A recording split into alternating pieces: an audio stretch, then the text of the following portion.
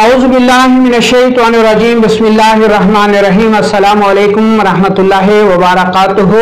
लाखों करोड़ों दरूद व सलाम नबी अकरम हज़रत मोहम्मद सल्लल्लाहु अलैहि वसल्लम पर और आपकी आल पर। मैं हूं आपका मेज़बान हकीम लियाकत अली खिची और आप देख रहे हैं हमारा यूट्यूब चैनल हर्बल वर्ल्ड। और आज का हमारा टॉपिक है जी गैस्ट्रो। इसमें हम आपको बताएंगे कि गैस्ट्रो क्या है, इसके असबाब क्या हैं, इसकी अलामात क्या हैं, इससे बचाव कैसे मुमकिन है और घर पर हम इसका इलाज कैसे कर सकते हैं। दोस्तों, गर्मियों के शुरू होते ही अस्पतालें भर जाती हैं, प्राइवेट क्लिनिक्स में जगह नहीं मिलती, मरीज बहुत ज़्यादा परेशान होते हैं और गैस्ट्रो की मर्ज जो है ये वबा की शक्ल इख्तियार कर लेता है और शिद्दत की हालत में बहुत से मरीज जान की बाजी भी हार जाते हैं। क्या बूढ़ा, क्या बच्चा, क्या जवान, क्या मर्द, क्या औरत, सभी इसका शिकार होते हैं और इस मर्ज में कोई एंटीबायोटिक, कोई वैक्सीन असरअंदाज नहीं होती। हालांकि अगर देखा जाए तो कहा जाता है जी कि ये एक वायरल डिजीज है, जरासीमी मर्ज है, लेकिन दूसरी तरफ कहा जाता है जी कि इसके लिए कोई एंटीबायोटिक नहीं होती और एंटीबायोटिक से इसका इलाज ना किया जाए। तो तिब्बी हवाले से हम इस पर बातचीत करेंगे।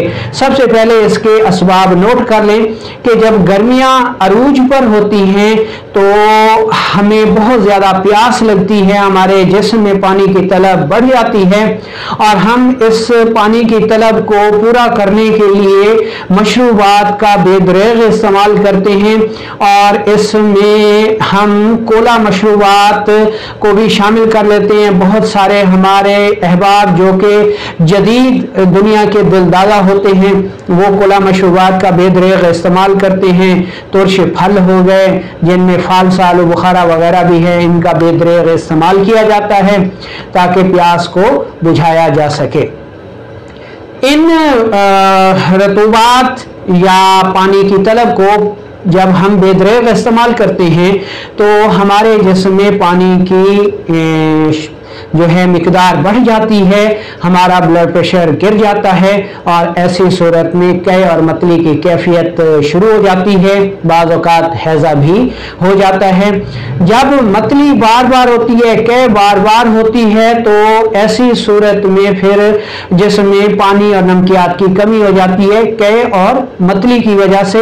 और कै और मतली के मुसलसल रहने की वजह से जहाँ जिसमें पानी और नमकियात की कमी होती है वहाँ हमारे जिस्म में हमारा जो मैदा है, हमारी जो आंतें हैं, इन पे वरम आ जाती है, सोजिश आ जाती है और शदीद हालतों में जख्म बन जाते हैं और फिर कै और मतली में खून भी आया करता है जो कि इंतहाई शदीद सूरत इख्तियार कर लेता है। ये इसकी ये वजूहात हो गई। अब इसकी अलामात देखें तो मरीज को कै और मतली होती है, पेट में आंतों में शदीद दर्द होता है, मैदा के मकाम पर शदीद दर्द होता है, भूख ख़त्म हो जाती है, जिस्म खुश्क हो जाता है, इंसान सूख कर कांटा हो जाता है, नींद नहीं आती, वहशत होती है, परेशानी होती है, दर्द किसी पल भी चैन नहीं लेने देता और बार बार कै और मतली की वजह से जिस्म में कोई चीज़ खाने वाली पीने वाली जा ही नहीं सकती, जिसकी वजह से ब्लड प्रेशर भी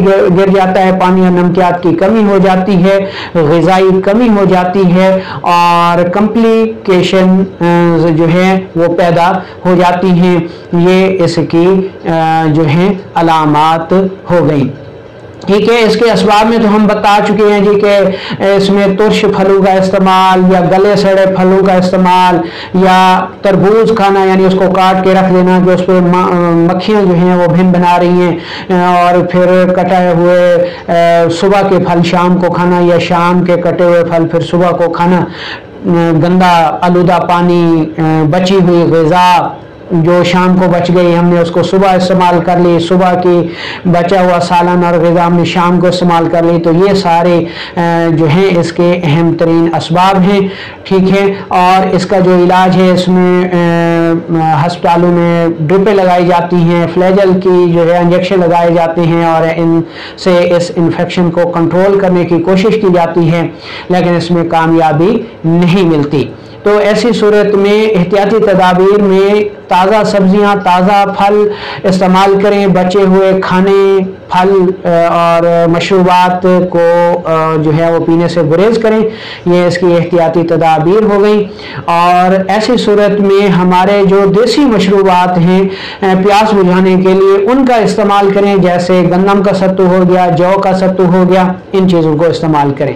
अब चलते हैं हम इसके असूल इलाज की तरफ। असूल इलाज में सबसे पहला काम आपने ये करना है कि हर किस्म की ग़िज़ा बंद कर देनी है, ठीक है। हर किस्म की ठोस ग़िज़ा बंद कर देनी है और उसकी जगह सिर्फ आपने जौ का दलिया, शहद और दूध में बना के मरीज़ को सिर्फ वही देना है 3 से 4 दिन तक।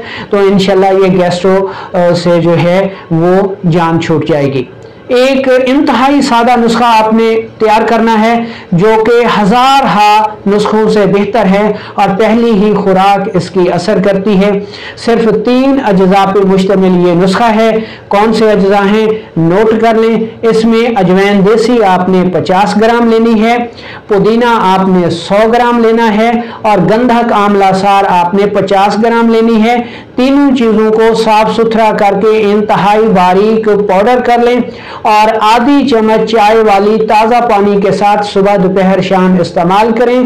तो इंशाअल्लाह चंद ही दिनों में ये कै, मतली और गैस्ट्रो के मर्ज से आपको वाज़े निजात मिल जाएगी। अगर मरीज बच्चा है 2 से 3 साल तक, 4 साल तक, 5 साल तक, तो ये दवा उसको आधी रत्ती से 1 रत्ती तक इस्तेमाल करवा सकते हैं। यानी बच्चों के लिए भी ये इंतहाई महफूज दवा है। कुछ लोग गंधक आंवला सार के इस्तेमाल पर इतराज़ करेंगे, तो ये याद रखें कि गंधक आंवला सार यानी जिस गंधक के साथ आंवला सार का लफ्ज इस्तेमाल किया जाता है, तो उसका मतलब ही ये है कि ये खुर्दनी तौर पर यानी खाने के लिए इस्तेमाल होती है, महफूज है, ठीक है। इसलिए महफूज है कि इसका इस्तेमाल महफूज है। ये नहीं कि आप अगर इसकी मिकदार खुराक 1 ग्राम है तो आप 10 ग्राम इसकी मिकदार खुराक दे दें और फिर जो साइड इफेक्ट आए तो आप कहेंगे हकीम साहब आपने को तो कहा था कि गंधक महफूज है। ये महफूज है इसके मिकदार खुराक पर, ठीक है। तो इसको आपने इसकी मुकर्रर करदा मिकदार खुराक में इस्तेमाल करेंगे तो ये बहुत ही महफूज दवा है। नुस्खा एक मरतबा फिर सुन लें। अजवैन देसी 50 ग्राम, पुदीना 100 ग्राम और गंधक आंवला सार 50 ग्राम ये सफूफ बना लें और आधी चम्मच चाय वाली सुबह, दोपहर, शाम बड़े अफराद के लिए है, यानी ये 1.5 ग्राम बनेगी, ठीक है। और बच्चों के लिए आधी रत्ती से 2 रत्ती तक इसकी मिकदार खुराक है। तो ये नुस्खा जो है गैस्ट्रो का बेहतरीन इलाज है। कै और मतली को रोक देता है, खून को भी रोक देता है। जिन लोगों को कै और मतली में खून आता है, पेट दर्द में बेहद मुफीद है और इन्फेक्शन को भी ख़त्म करता है। और अगर गैस्ट्रो में कोई वायरस या फिर जरसोमा इसका सबब है तो उसको भी यह ख़त्म कर देता है। क्यों कि गंधक आंवला सार दुनिया की सबसे बेहतरीन एंटीबायोटिक दवा है, देसी दवा है, महफूज दवा है। इस्तेमाल करें और दुआओं में याद रखें।